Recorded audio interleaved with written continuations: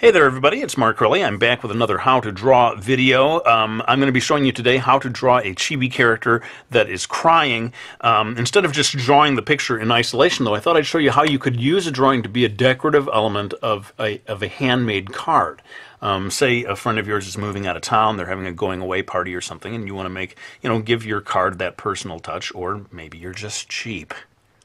Let's face it, cards are pretty expensive these days, people. I'm going to show you how to do one by hand. So let's go ahead and zoom in on this square. That's where I'm going to be drawing our little crying chibi girl. Alright, so here we go. I'm going to try to do this with a minimum of guidelines. I know a lot of people don't like to use guidelines, and with chibi characters you don't need guidelines so much. So I'm going to start, though, with just a rough kind of curving line, like a half circle, I guess you would say it is. This is the top of the character's head.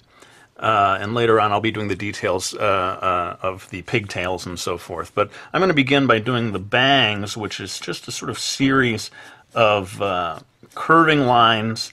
And people who've seen my other videos, you've seen me say this, that as you reach the center of the circle, you tend to start curving in the opposite direction. That's just the natural way that hair falls on the head. Keeping it very loose right now. I don't need to commit to my final lines yet. And now I'm going to go ahead and do the face.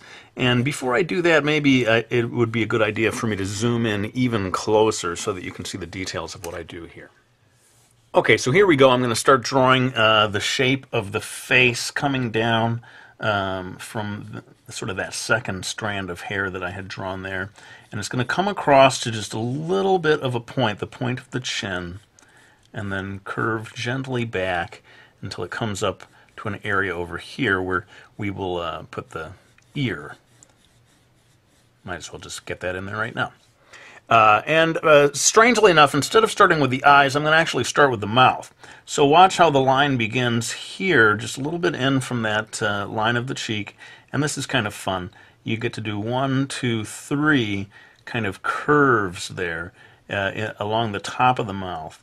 That is going to sort of indicate that the person is really wailing, crying so loudly they got their mouth open wide, and the upper lip is like trembling and so forth.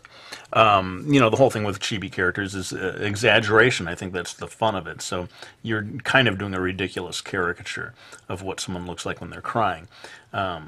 Now I'm doing the eyes. Now notice that the eyes are kind of curving up. This is a common thing on happy faces, actually, oddly enough.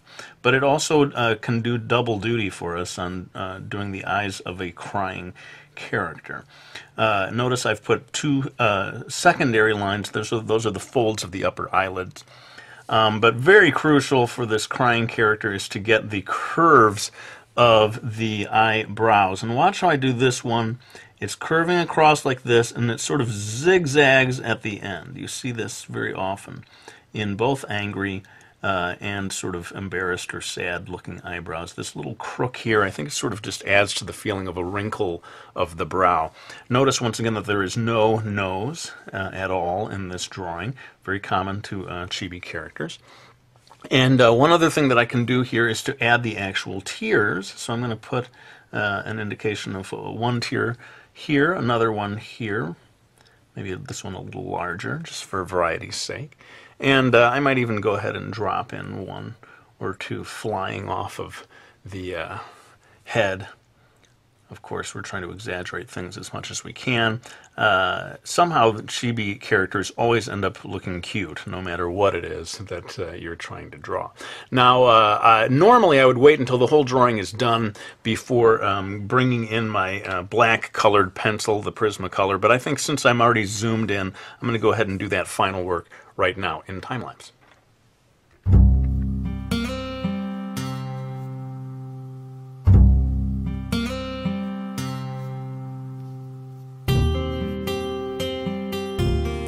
Now, the one other thing that I think we can add to this is to put a little bit of going red in the face. It's not really blushing, is it, when someone's crying? I don't know. I will leave that to my viewers to educate me. Is she blushing, or is she just going red in the face? In any case, this sort of helps add to the intensity of the crying. And now I'm going to pull back so we can see the whole square again, and then I'll show you how to draw the body, the pose that I've come up with for this crying character. Okay, so we've pulled back, and now I'm going to draw the body. I'm going to try to move through this pretty quickly instead of doing real line by line, you know, for everything. Otherwise the video will go long, and you guys know I hate when my videos go long. So I'm drawing the top of her shoulders here. She's going to be wearing one of these classic Japanese high school girls' sailor suit type uniforms, and drawing these sort of two almost like pizza slice. I'm always comparing things to food. I must be hungry. These two slices of pizza here, they form the top part of that collar of the uniform. I'm going to go ahead and drop in a suggestion of a ribbon here. And then it's time to do the arms. I'm going to make one arm that comes straight across. She's actually kind of down on the ground with sort of kneeling. She's gotten so emotional, her knees must have buckled, and she's just dropped to the ground to start wailing. So we got this arm in place, and going to drop in some lines for the fingers. Chibi characters, generally we don't start delineating every single detail of the fingers. We try to keep it simple. I'm using the word we as if I'm part of some society of chibi artists. I'm not, I'm just a guy. But anyway, let's go ahead and finish the second arm that's curving across here to meet the first. It almost looks like a sort of apology scene. You know, you see this a lot in Japan where the person will bow down to the other to apologize. So maybe that's what I was thinking of when I came up with this pose here. Going ahead and finishing off the top of her blouse. And here, this is where we're going to start to show the knees, the sort of lower part of the legs. They're coming out from underneath her schoolgirl skirt here. And let's start with this leg over here. We don't really see the upper part of her leg, just this lower part curving back. I'm going to go ahead and put lines in for her sock, I guess it must be here. And then a foot, wearing one of those classic penny loafers. I tend to see the characters that are dressed in this school uniform. Seems like they always have brown penny loafers. Now that I've said that, someone will say, no, it's not true. Not every time. I've got dedicated manga fans out there that are watching, waiting for me to slip up. And of course I do, quite routinely. Anyway, let's finish this other one. This is the sort of other penny loafer. It's kind of in forced perspective here, so you don't see the bottom part of her leg on this side. It's just sort of back there behind. And before I go ahead and do the final inks, not really inks, but black colored pencils on this one, I think I'll zoom in because this was a little light and a little far back. We'll zoom in there so that you can get a closer look at what those lines look like.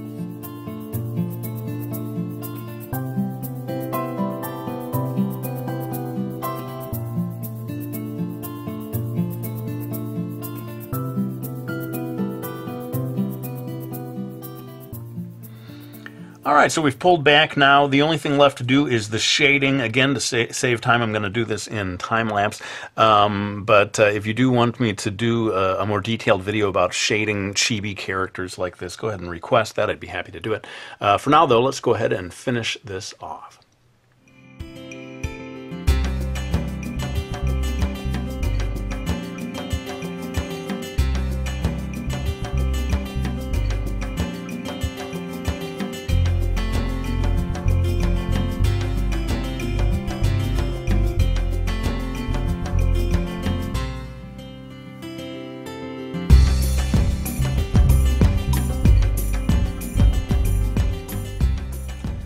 Alright, well that pretty much takes care of that. Let me pull on all the way back so that you can see what this illustration looks like as part of the card. I'll have a few final words for you and then we can wrap things up. Okay, well there you have it. That's the finished product. Using a chibi character as a decorative element in a handmade card. You could add color to it, you know, watercolor or markers. But let me know how it goes. If you make a card like this, I'd love to hear how your friends react. Hopefully they'll be impressed. Hopefully they won't accuse you of just trying to save money. Dude, I'm leaving town. You can't go to a card store and spend $3?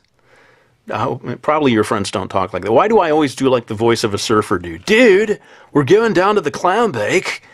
It's going to be awesome.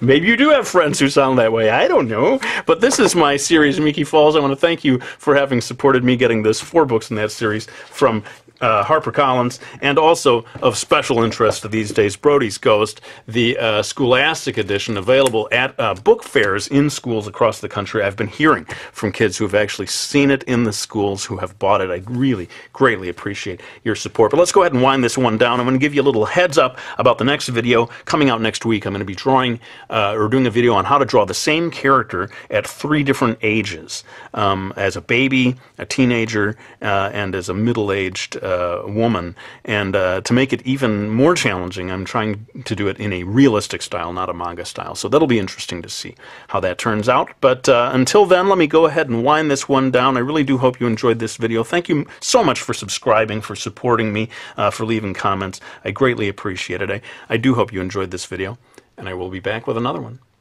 real soon.